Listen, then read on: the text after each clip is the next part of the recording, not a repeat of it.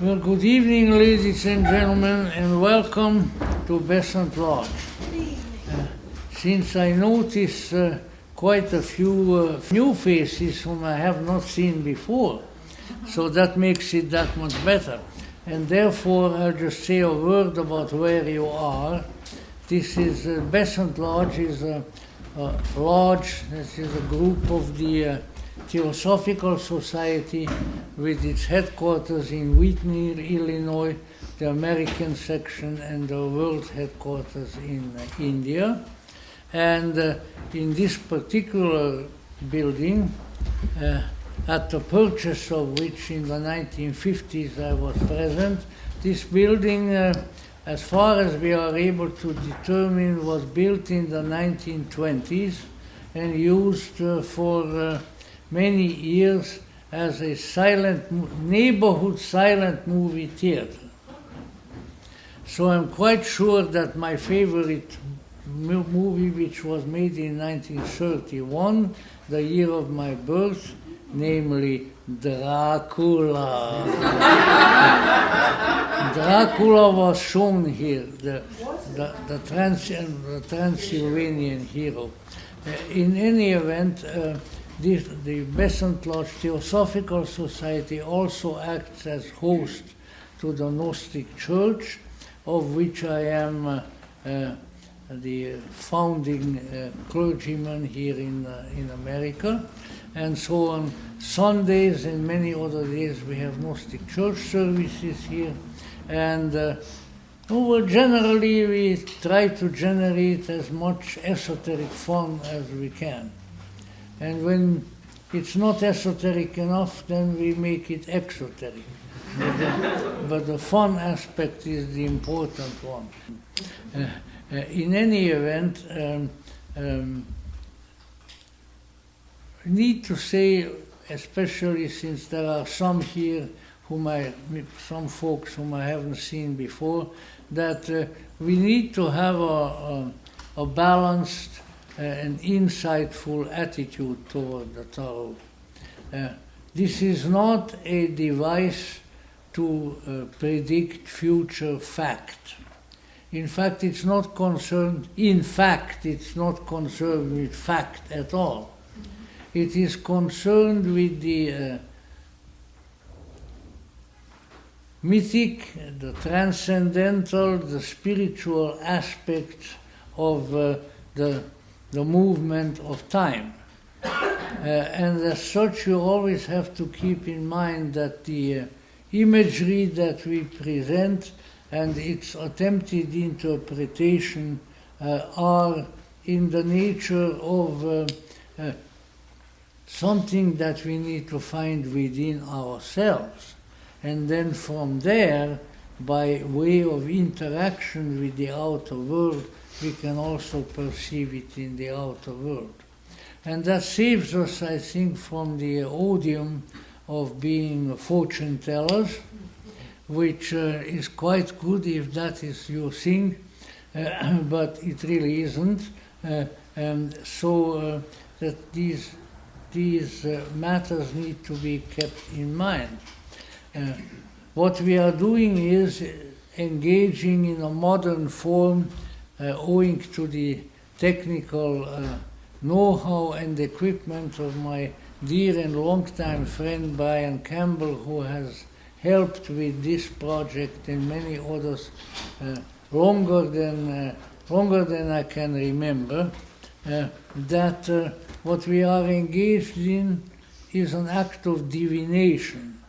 Divination is an ancient word, divinatio in Latin, which means really the interaction with the divinities. Now, when we are dealing with a polytheistic religion and culture, the divinities are not quite gods and goddesses, but they are spiritual beings who upon occasion can be addressed to and whose assistance may be solicited successfully or sometimes not so successfully by human beings. For the modern version of this, I would allude to my greatly revered late figure of tremendous respect, Carl Gustav Jung, who said that all reality is in the psyche. And it's from there that we, by various means of amplification and projection, it appears in the outer world. But the first residence of the future is where? It's right in here. If it's not here, it's nowhere. And then you can go to as many tarot readings as you wish, and it's not going to avail you very much.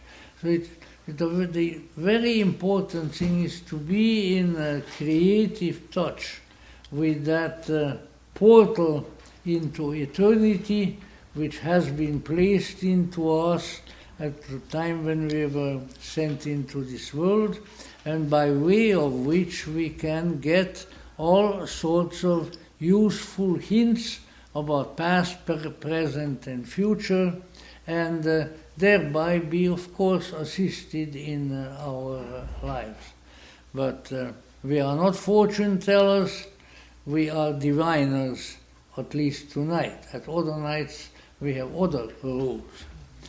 So these things are important things to keep in mind, because we live in an extroverted civilization where people are always looking for outer things and outer facts.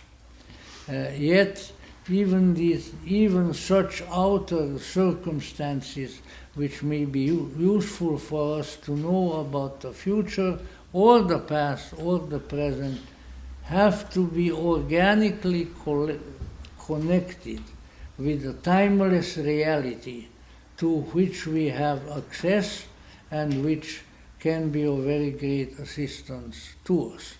Now,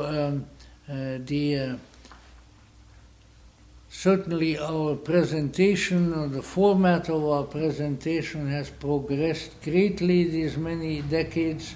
When we started these after New Year's tarot readings, we had the tarot cards affixed to a metal background, I think it was tin, with magnets. And as they came up in the deck, we would put them out there. It looked very romantic and very rustic, but not very practical. It was too far away to see and required more interpretation, certainly, than we do now. Now, by way of the good talents and equipment of my friend Brian Campbell, as we pick up the cards, we can have the same card projected onto the screen in a large format, so that you can all see it, so that while we are contemplating it and interpreting it, we can have it well in sight. You need two things for a tarot prognostication. One is, of course, a tarot deck, and the second is an insightful and helpful way of interpreting the layout of the deck, because the cards have to be arranged in a certain sequence in order to produce the divinatory effect. The tarot deck that we are using, that's certainly pertinent, is the Waite deck. Arthur Edward Waite, the great Freemason and Kabbalistic scholar, had designed a tarot deck, had the idea of a tarot deck. And he had a young disciple, Pamela Coleman Smith. This was all in England around the turn of the century, and he instructed her in the artwork of producing this. It became really, as far as I can tell, probably the most popular tarot deck in history. And it has many, many advantages which we don't need to go into, but just take it from me, the advantages are there and they are considerable. So then what we have is a tarot, the technical term is a tarot spread, and this has been called the Celtic spread, probably primarily because it is vaguely in the shape of a Celtic cross. That is the way that the cards are being laid out in a certain sequence, and each position has a particular meaning and a particular way of interpreting various portions of time, past, present, and future. So the first thing for the tarot spread and on hand, which is the Celtic spread, the first thing that we need is what is called a significator. In order to have the significator, we'll give it a preliminary shuffle. And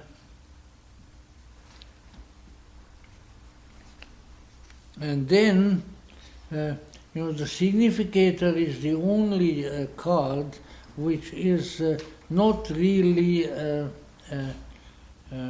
taken as part of the divinatory spread, because it is the foundation, sort of the foundation of our own reality, which we are trying to interpret. For the significator, we pick a particular card.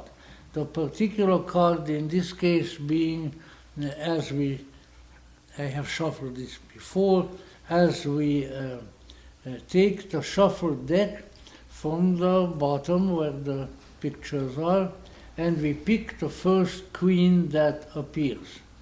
This we have done for a variety of we have given various justifications for it, which really don't matter all that much, but one of them being that symbolically, at least in my own mind, I have always considered the archetype, shall we say, of the United States as being feminine, beginning with Our Lady Liberty, who is really the national goddess, so to say, of the United States. And so what we will do is, after a little shuffling, we will pick the first queen that comes up in the deck, and we will use that as the significator, which is sort of the basis of reality upon which the developments of time, the movements of the wheel of time are built.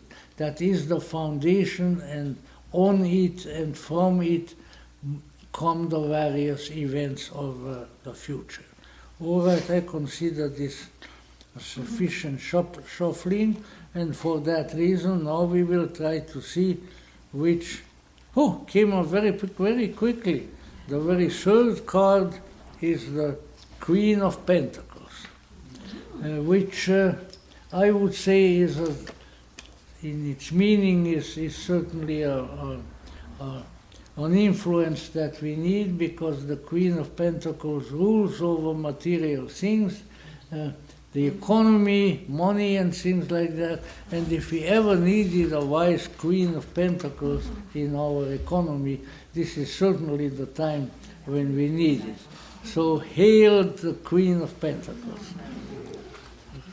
Now we will take the second card, which in the spread is put on top of the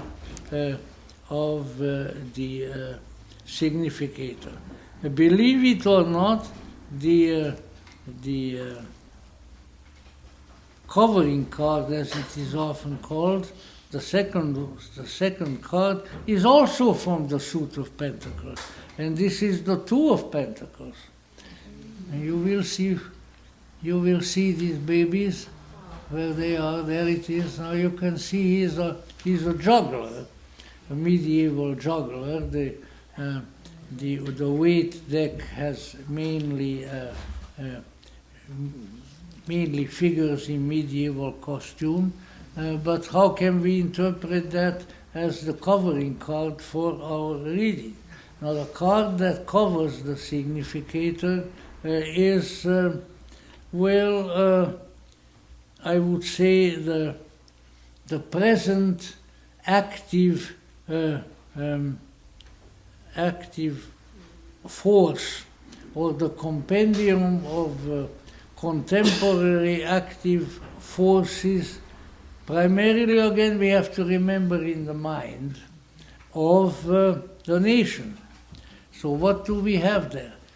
The juggler is playing with 2 coins. In other words, what we are doing at the present time as a nation, as a government, we are juggling our resources.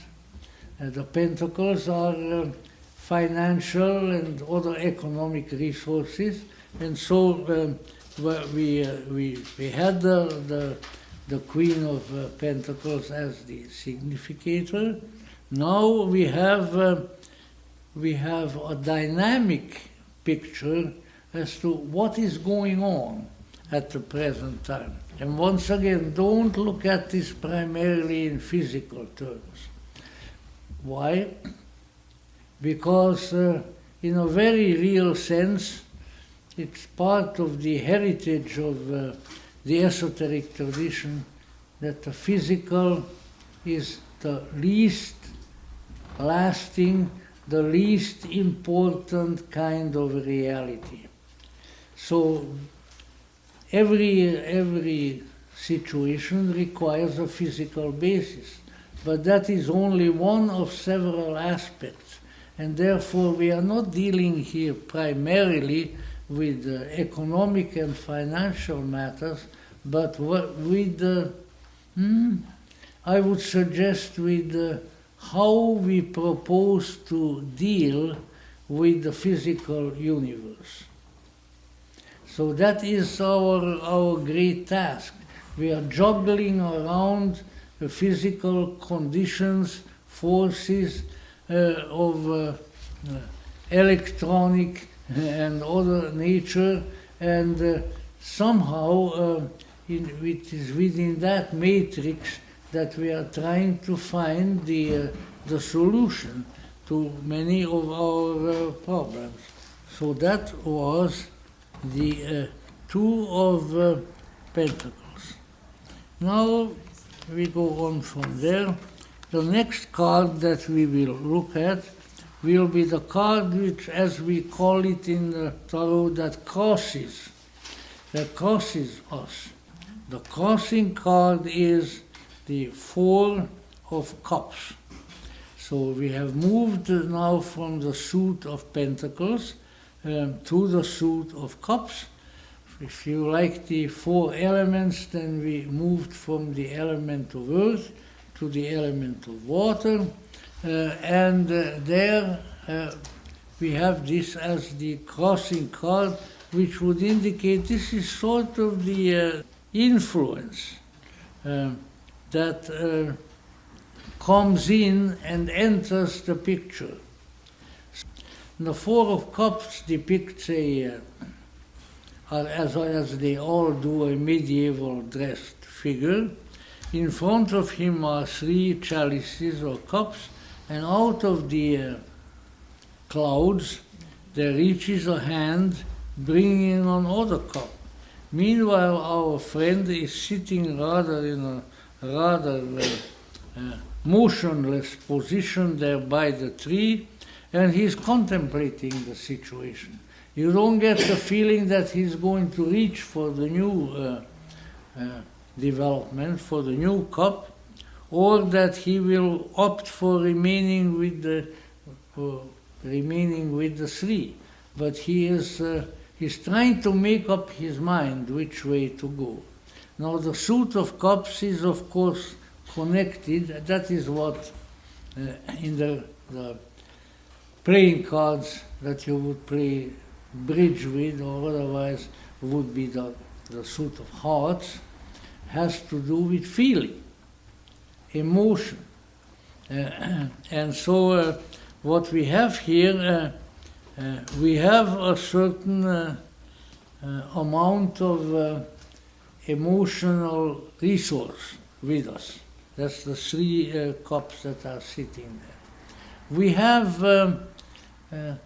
we have enough bottles of rye and bourbon and so forth, and hopefully a good cognac at home, which we can put into a chalice, into a cup.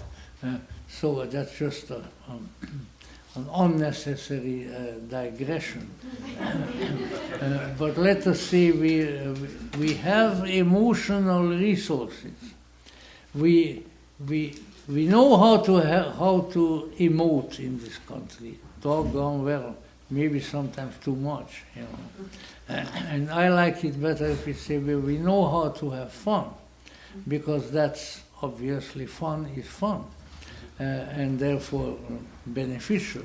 In any event, so what this card it generally tells me is, are we, or I, or you, to stay with our available emotional resources, to try to get our feelings from the activities that are available to us, or are we to be aware of new opportunities, again connected with the feeling function of the psyche, which might bring variety, enrichment, things of that description into our lives. Which one are we going to do?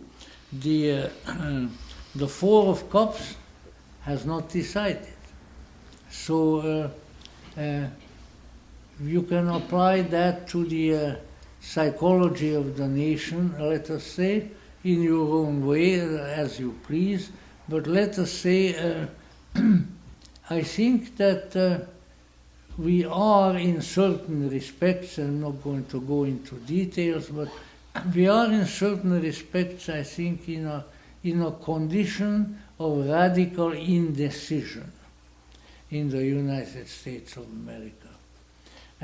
Namely, are we to, say, go on the way we have and up to the present situation, or are we to modify that in one manner or the other and see some other factor enter the picture that maybe hasn't so far? Maybe we are tired with the things that we have been getting excited about as to whether Johnny is really Joni, you know, and all of these great questions which are in the public mind nowadays, and which a good 50 years from now will appear as sheer weirdness, probably to most, which maybe they are already. But in any event, are we going to go on more or less the way we have been going, or are there some exciting and really maybe enlivening, consciousness enhancing, and at the same time also emotionally helpful factors that are offered to us and that would be good to take into account? Are we going to reach for the cosmic Christmas gift, whatever it may be, that comes our way, or are we going to say, no, I don't want any of that, I want to stick with what I have? Which really means that it has the capacity to enter the existing reality. Because it doesn't come along the same channels that all the other old political and economic and cultural channels, which is in the vertical column, you might say, but it is a horizontal column that cuts across. So it's interesting whether we will take advantage of this new element or not.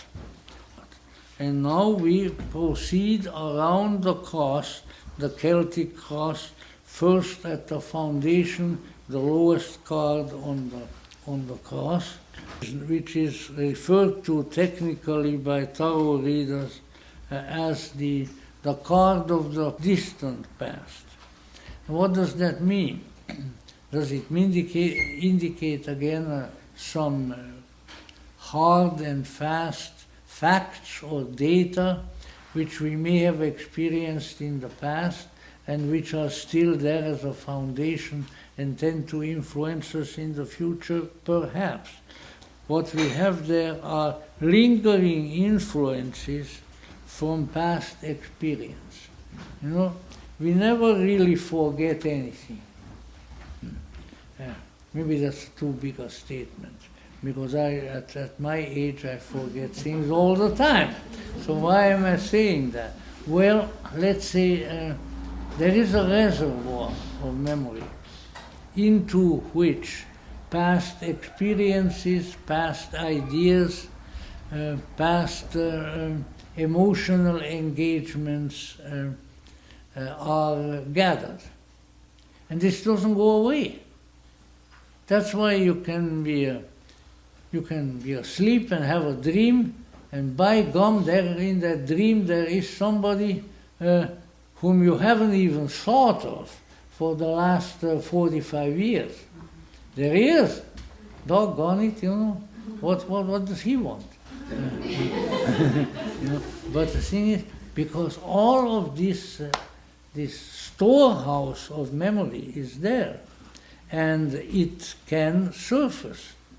And some of it wants to surface, because some of it feels that it is related to present circumstances and it might be useful to you in the present. You had an experience, I don't know, you were in love with the wrong person 35 years ago, and now you have a dream of that person. Why would that be there? Well, possibly because you're being warned, you're being told, remember what happened then, it didn't end very good, so be careful, you know, be careful. Don't engage in the same kind of mistakes, the same kind of foolishness that you engaged in before. And of course, while we may have that advice coming from the cosmos, the likelihood is we are going to engage in the same stupid thing, just the same. You know? But then maybe not. So the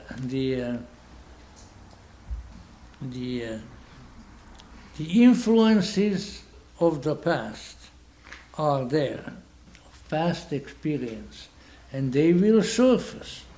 And then it's up to us in our consciousness. We have to use what we again have to do what we really don't like to do, is to use our brains, or whatever other metaphor you may attach to it, because if we do, then we will profit from these past influences. But if we don't, then it won't help us. All right, we have the Nine of Pentacles. Wow.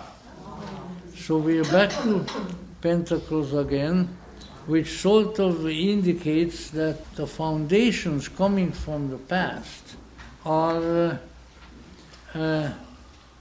again having to do with Pentacles, which is the material aspect of being, with economy and finance and things of that sort. So after all, it has been said, I think with considerable justification, that America's business is business. Meaning that we need to keep in mind that it was due to business and industry that this country grew and became a world power and has functioned right up to the present time. And therefore, in the position of the distant past, or of the past in general, we have the Nine of Pentacles, which is really one of the most present of the Pentacle cards. It's a lady in a beautiful gown standing in a garden and holding a bird, and she's surrounded by 9 pentacles, which are sort of embedded in the bushes. So it's an aesthetically more pleasing card than a lot of the others, and as such usually makes a considerable impact. And with this we move up to the left side, where we still are dealing with the past, so the relationship is there. But this deals with the more, at least is usually envisioned as dealing with the more recent past. The past memories, the past experiences are becoming even more subtle. Here we have the opportunity, I think, of experiencing the past in a refined and subtle way. Namely what we are dealing with is now more strictly the past that remains in the mind. Remains in the mind. Even as previously on the 4th place with the distant past, we had the influences from the past, but of a more, certainly in our case, of a more feeling-toned nature. Now I think we are moving into a much more subtle nature, and we may be influenced by the past as it remains in our consciousness. Now it's interesting to contemplate that at least up to this point in the reading, so much emphasis is being placed on remember the past, remember who you are, remember where you came from. You know, in other words, it calls attention to our past experiences and their effect upon us. So that's a very important issue to keep in mind, because we all come from somewhere. Whether we are going somewhere is maybe another question. But if we take advantage of where we are coming from on the time track, on what has happened in the past, of our experiences, or what we may have learned and so forth, then we may be moving forward in a useful fashion. And that is, of course, of considerable importance. But also, we have to have a sense of the subtle. You know, this I think is particularly difficult at the present time, because believe it or not, we always did to some extent. But it would seem to me that at the present time we are living in a coarse, unsubtle world. You know, it's what in German we call Faust im Auge, fist in your face. In other words, reality comes and hits you right right in the snozzle, very in a very crass sort of a way. But that the problem with that is that while we may learn something that way, if we pay too much attention to these kinds of developments, then we miss the more subtle message of life. I am not one of these people who loves to say that life is a school. I don't think my life has been a little red schoolhouse, and probably yours either. Because then when you learned it all, then what? Have you ever tried to answer that? So, it's to look upon life as primarily a learning experience, not unless you interpret it in a very subtle manner, in a transcendental manner. Then it would make some sense. But in any event, here again we have the fifth card that we laid out is what remains from previous experience, what remains from what we have gone through in the mind, what we have absorbed, what has become part of our nature. And that, of course, is of great importance. The card is the Two of Swords. So this is the first time, I think, this evening, that the suit of swords makes its appearance. The suit of swords is a strange suit. There are 4 suits of the tarot, and the suit of swords is obvious. It carries the obvious symbolism of something that is tough, something that hits, something that cuts, something that pierces. Now, such qualities are present, of course, in each and every human being, but I would say that the most sword-like psychological function is certainly not sensation, not the physical, although we can certainly be harmed by physical life also, but it is thinking. Our ability of thinking is the sharpest, the most powerful, the most wounding weapon that we possess. That is why it's very important to be in touch with our thinking and to allow other psychological functions, such as feeling, as intuition, to be in close contact with our thinking function.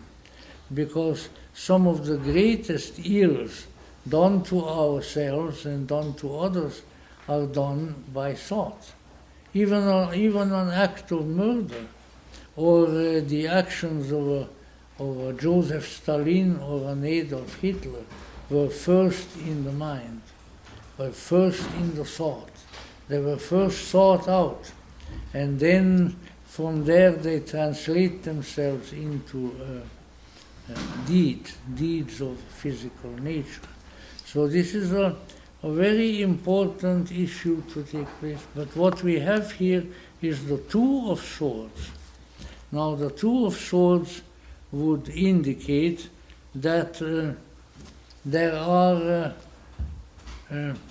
dual forces, dual possibilities, choices that are coming up in the life of the nation, which very easily can lead to not just what we are primarily afraid of, conflict, but stalemate.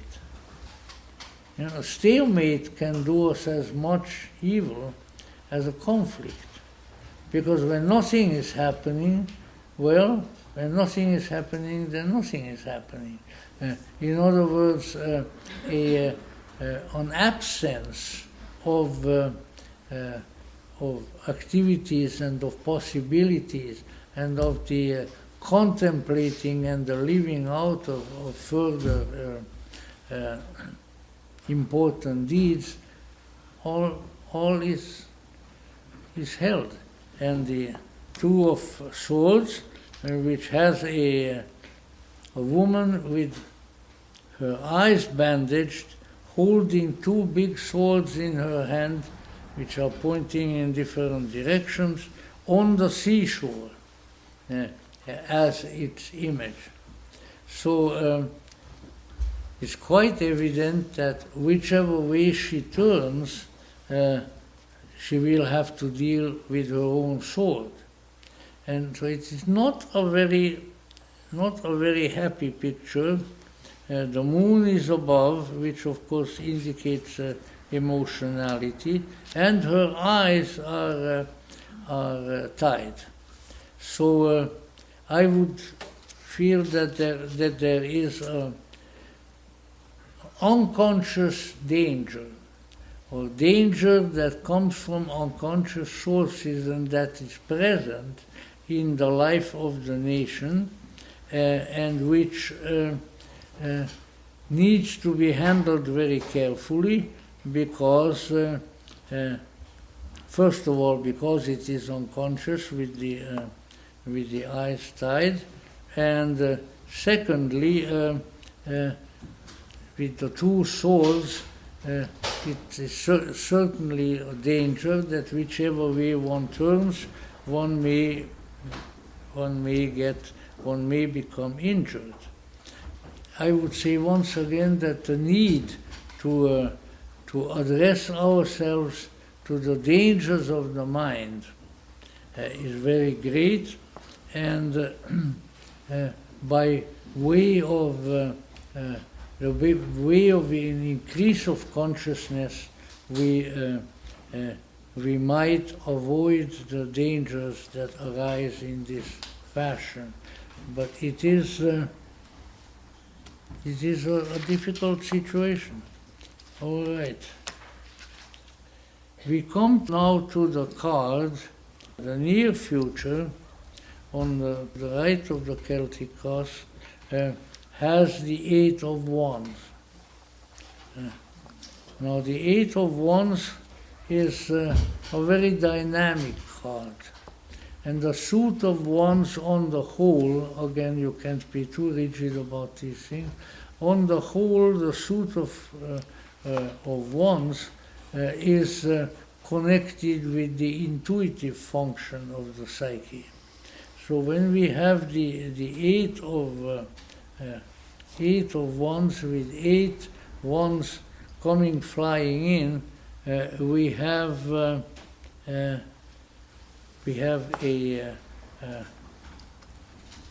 need for, and at the same time a possibility of accomplishing intuitive insight and intuitive vision. Because so far we have had a great deal of contact with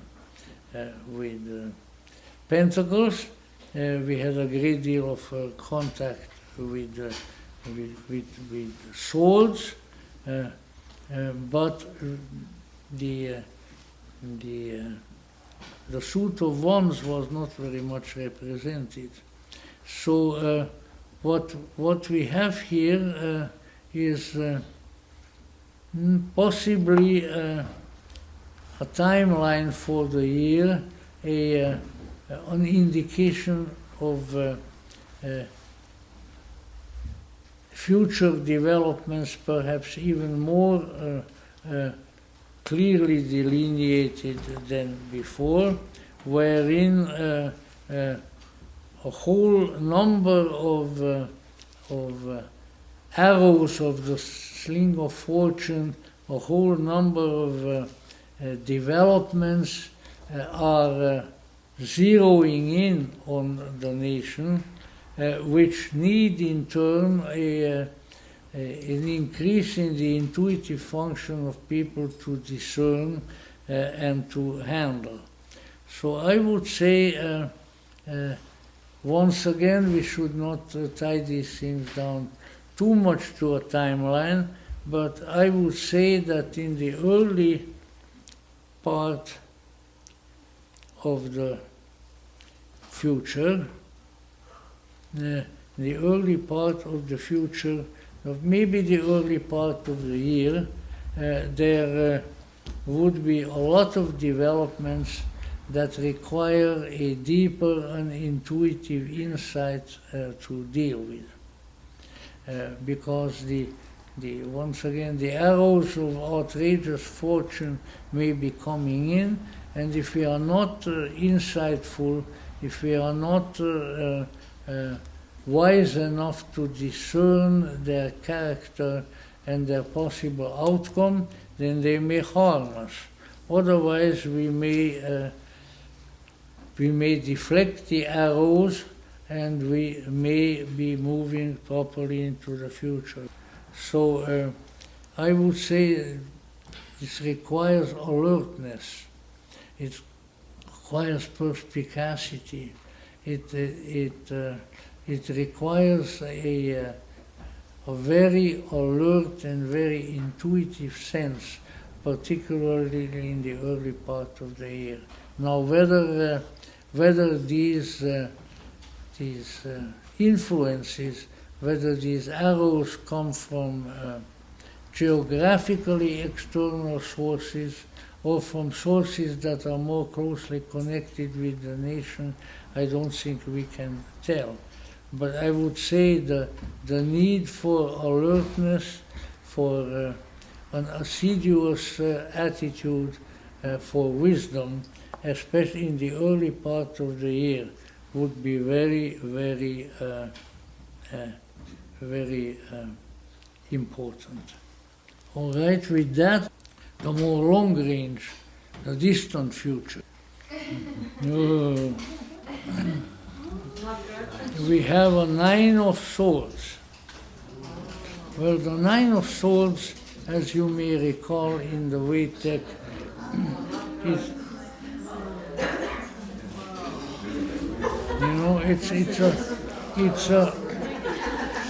it's not as bad as you might think. So it is a man rising up who had been asleep, rising up in bed, and he perceives 9 swords above the bed. So that, let's say, it is a card of nightmares, and it is also can be interpreted as an awakening. Awakening in the dark, in the unconscious, and the perception of certain wounding possibilities and dangers therein. So I would say that when we come to the so-called more distant future, then we have to be very careful, first of all, about how we perceive that future. Because this is obviously a dream. It is a nightmare that the person has on that cards. And if we allow our pessimistic imagination to conjure up a lot of swords for us, a lot of difficulty and a lot of conflict, then we are not in such a good shape. But if on the other hand we realize that a lot of our fears, which is certainly an important issue, a lot of our apprehensions are of the stuff, as Shakespeare might put it, that dreams are made of. And I think that don't get me started on that, because otherwise we'll be here all night. I think that has been the case and is the case with the majority of our fears, which have been inflated and cultivated by our media, and which were designed to scare us. So we have to be careful to realize that a nightmare is a nightmare. I think Jung made a pun when he was writing in English one time, that it is not a female horse that you see at night. Nightmare. See, even the wisest people have a proclivity for puns at times. In any event, I think that what is needed here is to rise out of bed and to see that the nightmare is a nightmare, that there are influences here, forces here which want to scare us, and to resist that, and to maybe take our hands off our faces and perceive the developments that are taking place in a more realistic light. And now I think we may address ourselves to the most interesting part, in many ways, of the reading, because it is the most interesting part of ourselves, and that is the unconscious, which is at the basis, at the foundation of the last column, and it really has to do with that which is underneath the surface of consciousness. So once again, it's interesting. What we have here, and you have to know the card, what we have here is the Ten of Pentacles. Now, the Ten of Pentacles deals with much attention being given to something physical. It's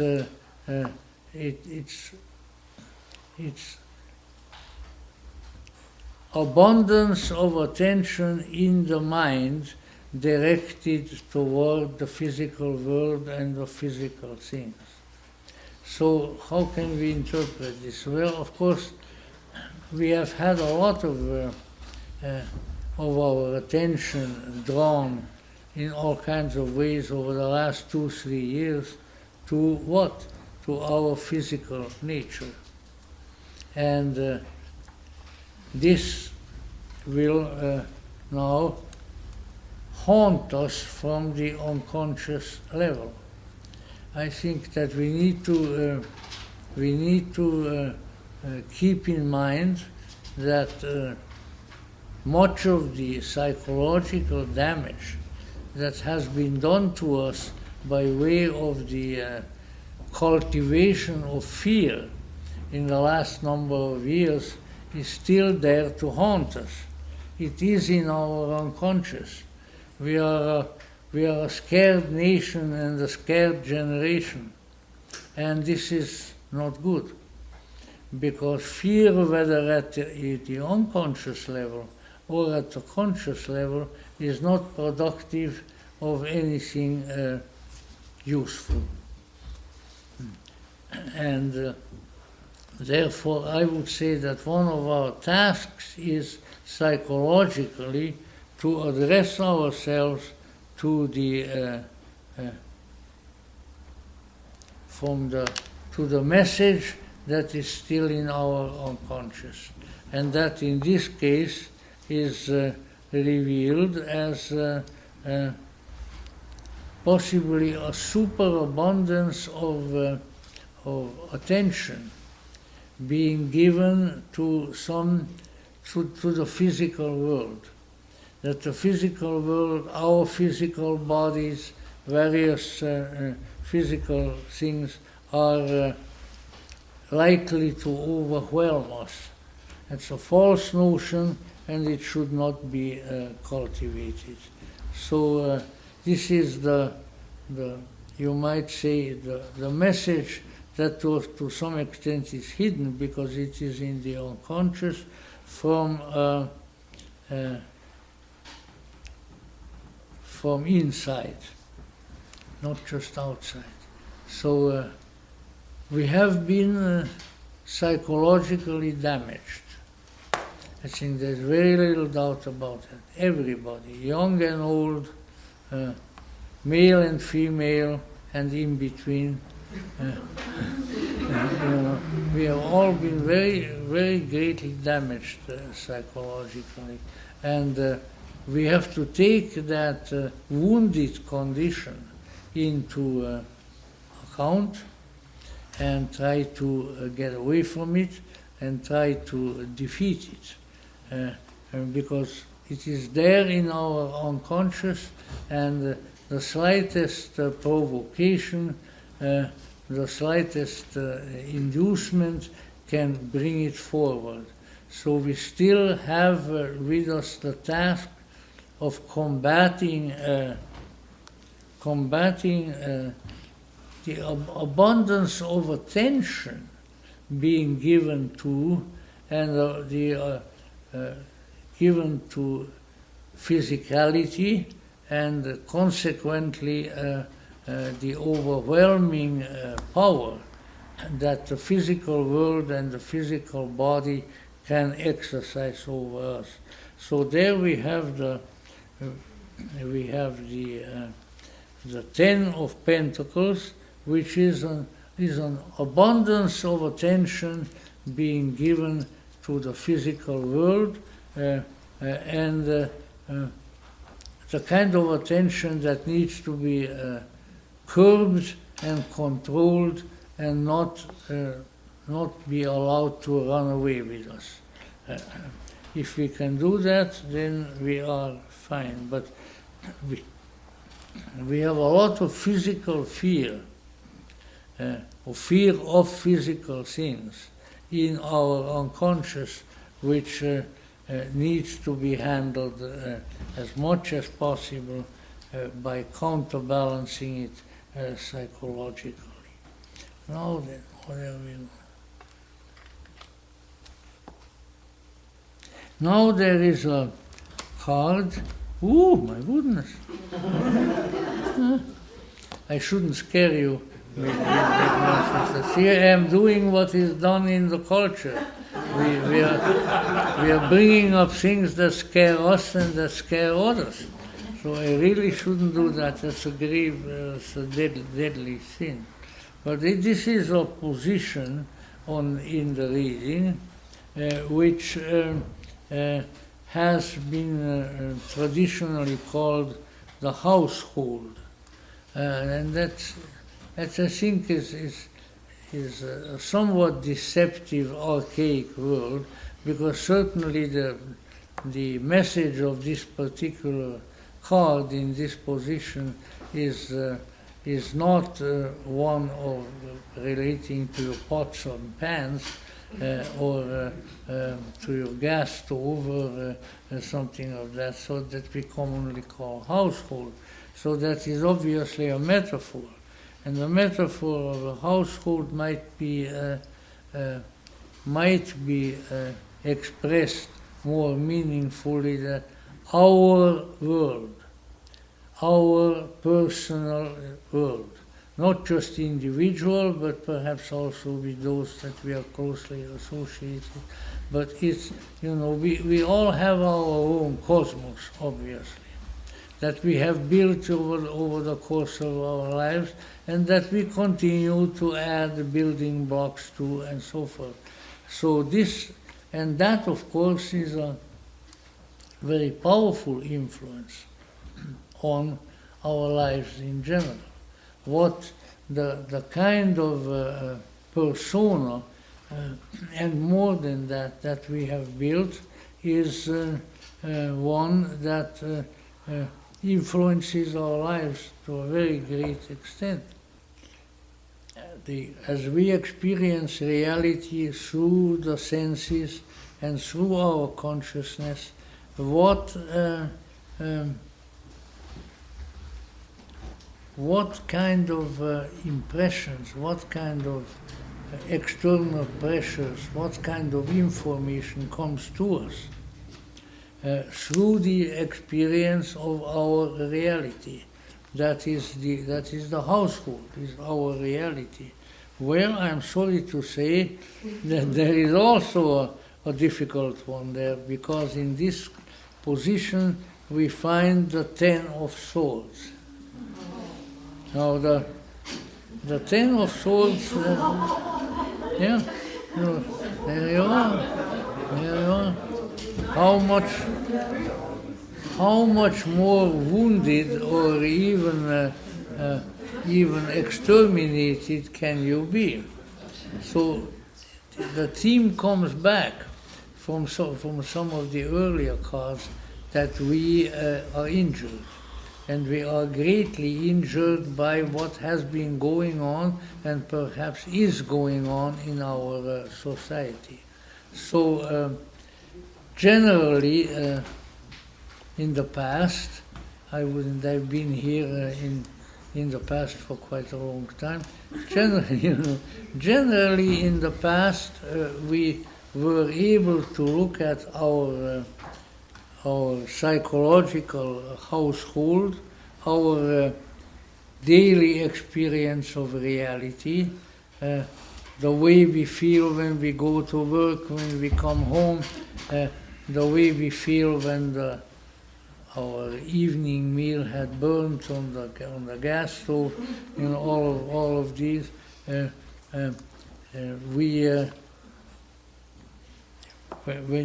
When we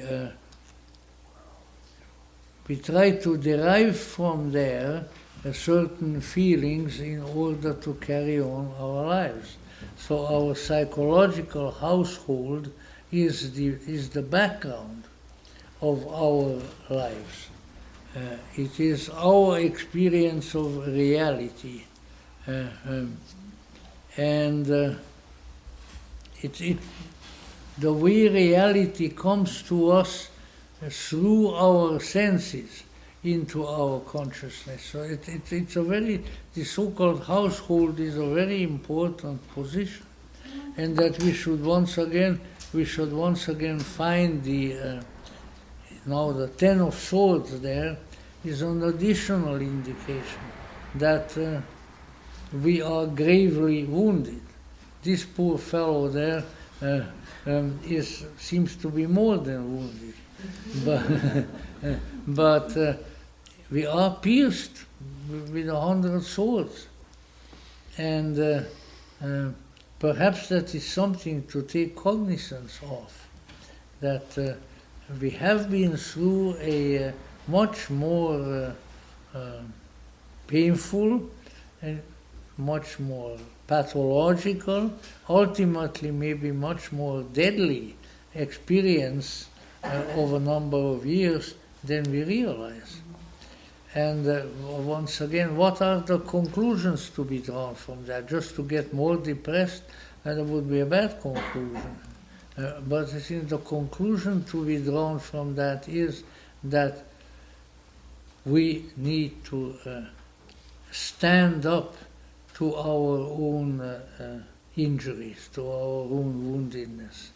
We have to realize that no matter how much we may have been probably primarily psychologically injured in the past few years, that we have the ability and the power of recovery, and that we don't have to lie there with the sword sticking out of us, that we still have a great deal of force, a great deal of energy, a great deal of psychological and physical health left, of which we should take advantage. So we are in need of raising in certain ways, probably with with spiritual roots, our self-esteem. We have been beaten down too much, and we don't have to stay in that condition. We can rise from that. So the Ten of Swords in this case, Ten of Swords also indicates something that is seldom recognized, and that is this, that we have the four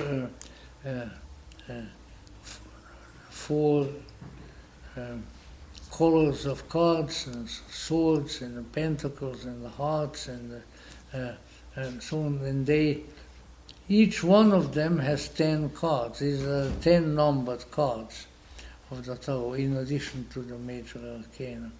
So what is important to keep in mind, that the tens are the bottom. They are the highest number of the numbered cards, and that means it is not going any further. What happens when you come down and hit the ground? There's only one place that you can go, unless you're a mole, and that is back up. So when you encounter the Ten of Swords, you're really encountering the lowest point of your psychological development. And that means that now it's time to turn around and recover, which already was indicated by some of the other cards as well. So the Ten of Swords in that particular position, I don't think has to be looked upon as a card of disaster, but rather as the card of the end of a process. And that's very important, because particularly with bad things, we don't usually admit that it could be the end. But rather we say, oh it's bad, but oh gee whiz, how much worse it's going to be tomorrow and the day after tomorrow. We have been conditioned to look upon a coming sequence of unhappy circumstances. Yet, there hasn't been an evil in the world yet, in the history of this world, which did not reach its end. The only good thing about the bad is that it comes to an end.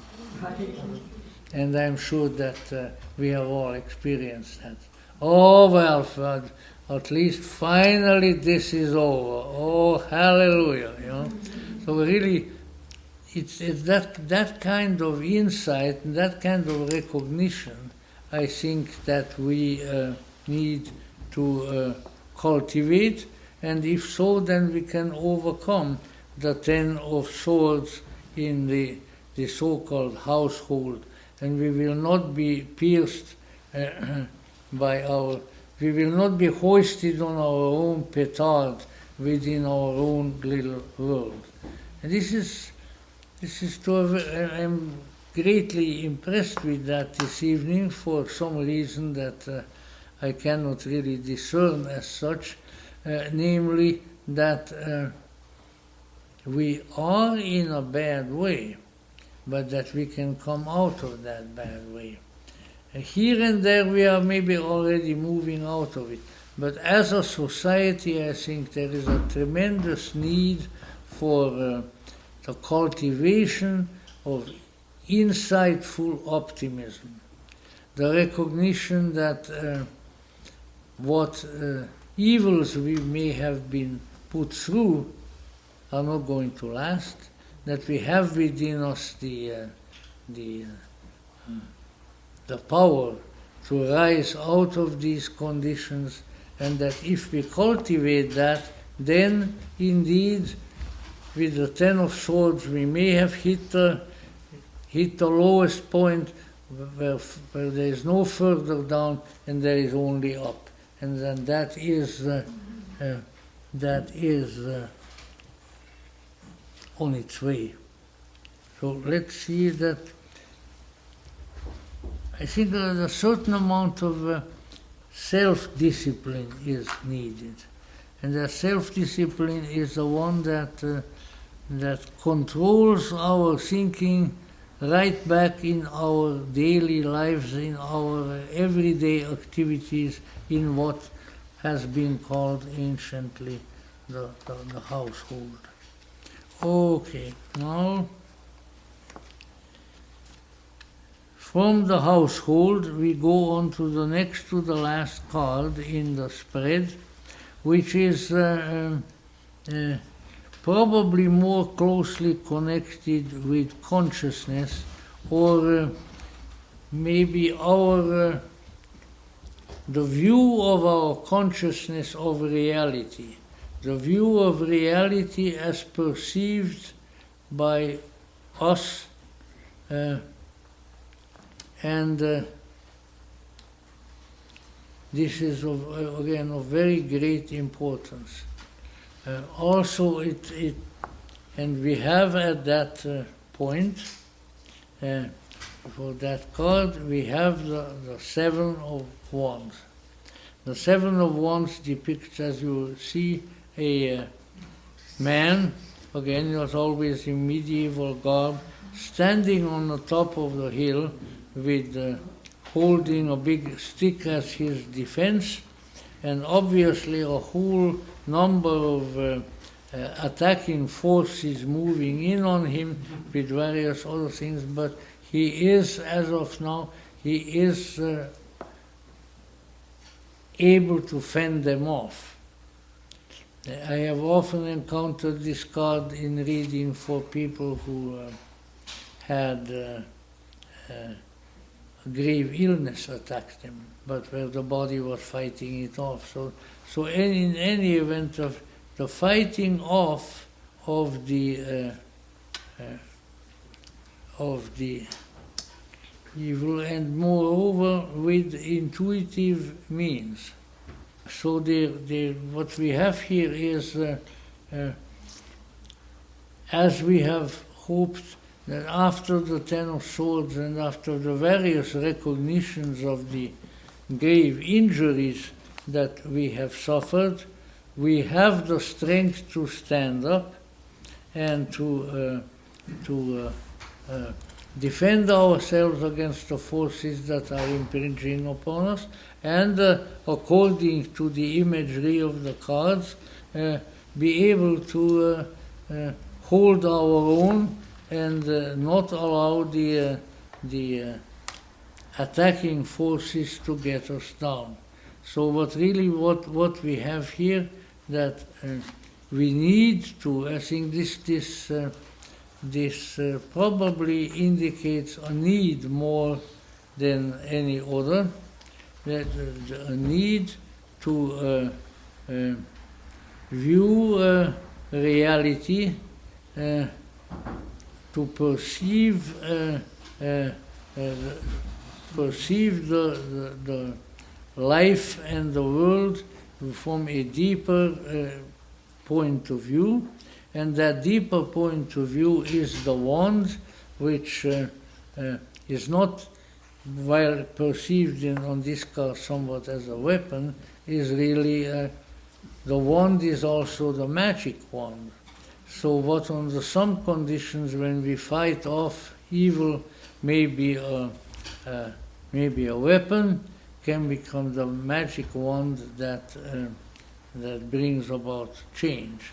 So I would say that is a good indication coming up toward the future, that our view may change from that of a victim onto that of someone who defends himself, the someone who can not be a victim any longer, but defend himself or herself against the forces of propaganda and negativity and the conviction of danger which is imposed upon us so often. So that I think shows us a change, I would say that, and if you look at it chronologically, which is probably not the best way, I would say more as we move toward the latter part of the year. There is the possibility of a return of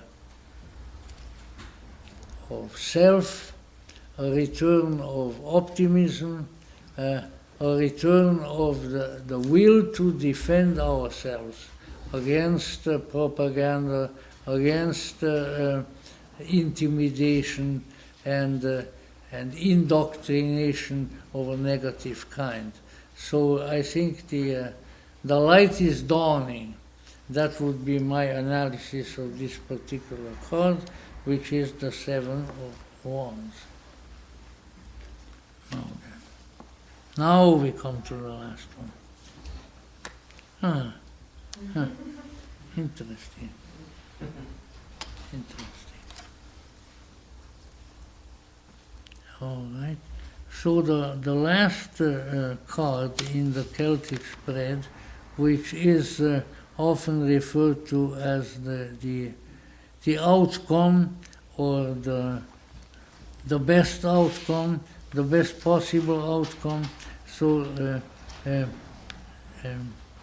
is before us, and it is a strange one. It is the Four of Pentacles. So we started with Pentacles, we end with Pentacles. And at the Four of Pentacles, we have a person who is seated on his throne or on his seat, and who has his feet on two pentacles, holds the pentacles in his arm, and even on his head there is a pentacle. So it is definitely a way of addressing and possibly even holding on to, but certainly being focused, just as it was in the very beginning, being focused on the physical world. But I would say that the likelihood is, if this comes up in the last card, that something has been accomplished, that perhaps economic forces in the outer and forces of interiority and health within the individuals and have improved, and that we are holding on to what we have physically, holding on to it for dear life, but apparently also effectively. Now what does arise in the mind of every tarot aficionado when looking at this entire picture? It's not a very good thing. Not a single major arcana. Yeah. Not a single major arcana. Now, the major arcana, as against the minor, the suit cards, the major arcana stand for what? For the spiritual archetypes, for the higher life, for the mythic life, for the journey of the hero's journey, as Joseph Campbell might call it. There's none there. That is very discouraging. It's very discouraging. But you know, discouraging things perhaps only happen to us so that from that discouragement we might derive the conclusion that we need to do something about the situation, that we are missing out somewhere. And that is, I would say that even if we just look at our society, that is definitely there. So, what conclusion? What's going on? What conclusion may we draw from that? I think primarily that we need the insight to recognize that how should we put it? The angels, the gods, the divinities, the ones whom we address in divination, have pulled back. They are not out where they are close to us. But we can change that. We can address them. We have to cultivate our spiritual lives. We have to do everything we can to bring back onto the stage that which is true, that which is good, that which is beautiful, that which is heroic, and that which is holy. We have allowed, and we don't need the Tao for that to recognize that, a lot of people do. I think we have allowed life among our people and in our country to become secularized, to become worse than that, to become desacralized. We have and we are siphoning out the sacred from the life of the people, our people, and that is a very, very deleterious thing. So when we look into our souls, where are the great powers? Where are the beautiful ones? Where are the angelic ones? Where are the gods and where are the goddesses? We can see them. And that is something that is terrible, and that is something that can be remedied. And but who can remedy it? Not the people in the White House and not the people in the State House in Sacramento, but we ourselves. So my overall judgment of this evening's reading is that we need to reverse course. We need to reverse course toward the spiritual. We are too much preoccupied with pentacles. We are too much beaten up by wands. We are too much pierced by swords, And where are the inspiring, the great, the wonderful, the beautiful powers? No, they can be there. They can return. In the majority of the spiritual traditions, at some point you come to a prediction or so forth, wherein the gods or the prophet or the Savior return. And that is what we have to look for. There is the possibility of the return of the sacred that has to be, if not totally accomplished by us, because we are not that powerful, but it can be facilitated by us. And if we do that, then the picture will look much more beautiful and will look much more powerful. The Tarot gives strange messages. Some of you may remember that a few years ago, just after the New Year's Day of 2020, epidemic was coming. The Tarot, he didn't say a word about the epidemic. He didn't want to scare us too much, I think. But in any event, you see, that's why we have to remember, not everything that is over there is a prediction. It's just like when you go to a physician, he will not regale you only with a prognosis, which in many cases may be pretty dire, because we all end the same way. But he will also give you a diagnosis, and he will also give you means and methods of healing. In the same way, I think the Tarot indicates to us now here mostly a diagnosis. The diagnosis is that we are impoverished in terms of the archetypes, in terms of the major arcana. But that being the case, it can be reversed. This is not an act of fate.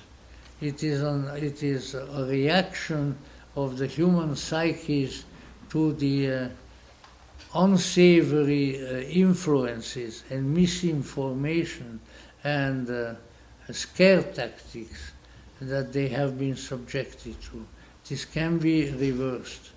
And not only can it be reversed, but it should be reversed.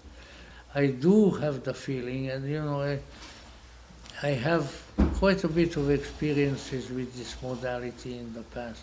I do have the feeling that what filters through, what shines through all of this is, yes, you're deprived.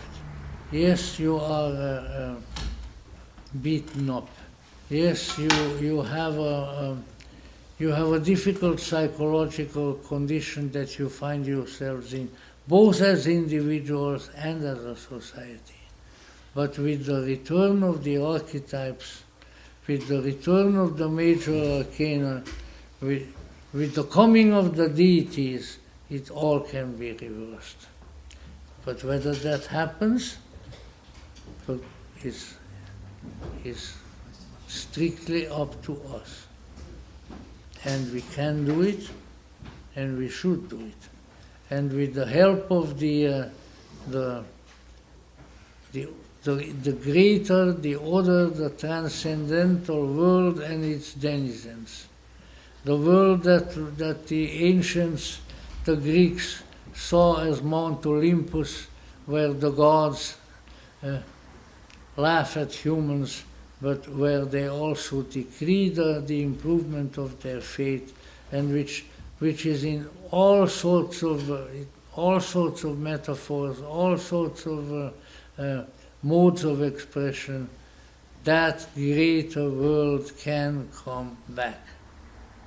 One of the proofs of that is that there were times when it was here. And both individually and collectively, that which has been can be again. What is needed to happen is not so much the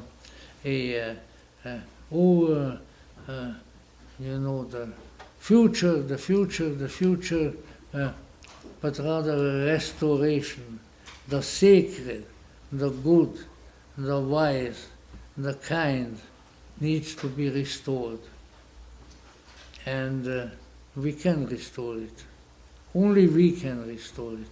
We can restore it with the help of the greater forces that are implanted into us and that are present in the entire universal scheme, and to which we have not only access, but we have a right, because we ourselves are portions of that heroic, that holy, that transcendental reality. And just because it has gone largely because of our own unfortunate proclivities, much of it has gone underground. That which has gone away can come again. That which is not in front of us shall be again, and we shall participate in bringing it back. The cards are here, the cards don't lie. The cards say things are not all that great, but they can be great again, and that we shall help to make them great again. Thank you very much.